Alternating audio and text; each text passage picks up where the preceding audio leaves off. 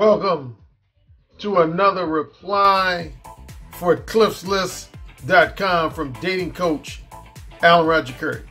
Yes, I'm Alan Roger Curry, author of Mode 1, Ooh, Say It Again, The Possibility of Sex, and The Beta Male Revolution. Offer email consultations, Skype and telephone consultations, and one-on-one face-to-face coaching sessions with male clients. And a few female clients too every now and then, but predominantly male clients. Anyway, this is going to be my second response video I'm doing for cliffslist.com. And the question comes from a young man who goes by the name of Lucas.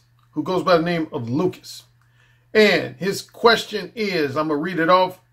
How do you get the shame of sex resolved? I have kind of always felt ashamed of my own sexuality, and even more so afraid of displaying my sexuality to girls. It is like if I meet a girl, I feel fear of showing her that I am interested in her sexually. Or if I meet a girl and I feel fear of wanting something from her. I know this sounds somehow crazy or dumb.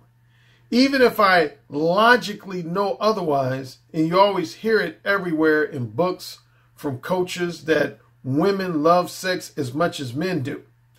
I mean, it is one thing to hear it, but I don't really believe it on a conscious level. I believe logically that it is true, but unconsciously from what the world shows me out there, I don't believe it. Or at least I believe women never would act that way specifically towards me. And I really don't know how I feel. And I really don't know why.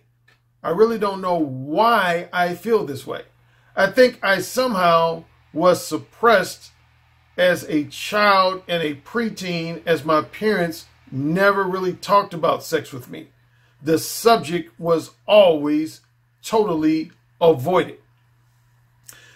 You're not abnormal, Lucas, in any way, shape, or form. There are quite a few young heterosexual men who share a lot of the same feelings and sentiments that you do. Sadly, there are a lot of factions in our society that brainwash what I refer to as social programming.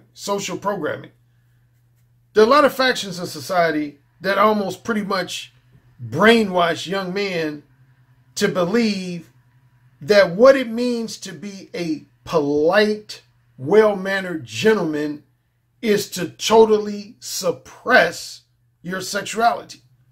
The two are considered synonymous with each other. A lot of men are taught to believe that if you want to present yourself as a polite, well-mannered, highly likable gentleman, then that means you should exhibit behavior that is devoid of sexual desire or lust in any way, shape, or form. And actually, this is one of the things that led me to write my first book, Mode 1. To a degree, I dealt with that. I dealt with that myself.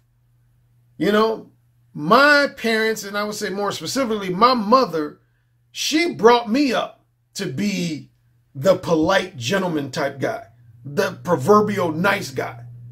And part of being the proverbial nice guy and the polite gentleman, again, was my mother used to tell me that I should never bring up sex either at all, or at minimum, she said, you should never bring up sex in the first 5 to 10 conversations. She said the first 5 to 10 conversations you have with a woman shouldn't highlight sex at all. She said you should just talk about things like your hobbies, your common interests, you know, some of your past experiences in life and that sort of thing. And again, There's a lot of factions in society. You can argue that organized religion is one faction. And just generally, you're more prudish and pretentious and self-righteous factions in life, in society as a whole, are going to promote that type of behavior. But the reality is, we're all sexual human beings. All human beings are sexual. We're born of sex. That's the irony. We're born of sex. That's the reason I'm here, is because my mother and father engaged in sexual intercourse. That's literally the reason why I'm talking to you right now. I'm born of sexual activity. All human beings, unless you're what's known as a test tube baby, all human beings are born of sex. It's in our DNA to be sexual. It's not an intellectual decision to be sexual. It's in our DNA. It's a natural biological impulse, just like hunger. Hunger and thirst are natural biological impulses of human beings. Sexual desire is the same way. The problem with a lot of human beings is we want to try to over-intellectualize sex. We want to try to legislate sex. We want to attach a lot of excessive morals, values, and ethics to sex. But the reality is, sex is what it is. Sex is what it is. And it's a powerful biological desire. So you should never feel ashamed of something that is a natural biological desire of yours. Matter of fact, I would say it is more detrimental to try to suppress your sexuality. I remember when I took a human sexuality class in college, one of the things our professors told us is that most men who, as they grow older, tend to exhibit a lot of, for lack of a better word, perverted and deviant sexual behavior are men that grew up being taught to repress and suppress their natural sexual desires, either because they had real strict parents or some other influential people in their life. Those are the main people that, as they grow up, tend to do kind of crazy things like have sex with animals or try to have sex with underage children, or a wider sort of deviant and or perverted behavior. So on the flip side, the more young boys and young girls are encouraged to be open-minded, free-spirited, and erotically uninhibited, the more they tend to be very mentally and emotionally well-adjusted when it comes to sex. So, Lucas, I say to you, man, acknowledge that you are a human being that possesses a wide range of natural biological desires and impulses. And one of the more prominent biological desires and impulses is a desire to engage in sexual activity with another human being. It could be a member of the opposite sex. For some men, it could be a member of their own sex. And for some other men, it could be members of both sex, both genders. But nonetheless, you know, sex is natural. And you just got to accept that. And anyone who tries to treat you like there's something wrong with you for having a natural biological desire to engage in sexual activity, you need to look at them funny. Instead of you feeling self-conscious, you need to look at those people funny. That's my attitude. If anyone tries to pass judgment on me about my sexuality, I make every effort to put them on the defensive. I treat them like they're the weirdos. I'm comfortable with my sexuality. I don't try to hide, deny, or suppress my sexuality. I am who I am.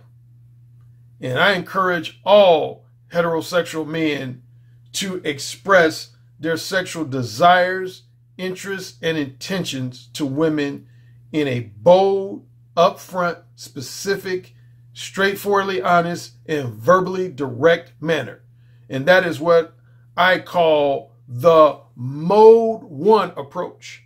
The Mode 1 approach. So, if you have any more questions, you can write me at coaching@mode1.net. Coaching@mode1.net. Mode1, MODEONE.net. So fellas, don't let the world treat you like something is wrong with you if you're full of sexual energy and lustful desires. There's nothing wrong with you. You are quite normal. You are quite normal.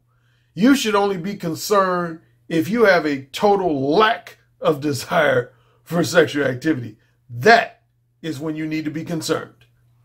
I'm dating coach Alan Roger Curry, and it was my pleasure to provide and share with you my knowledge, wisdom, insight, and general advice.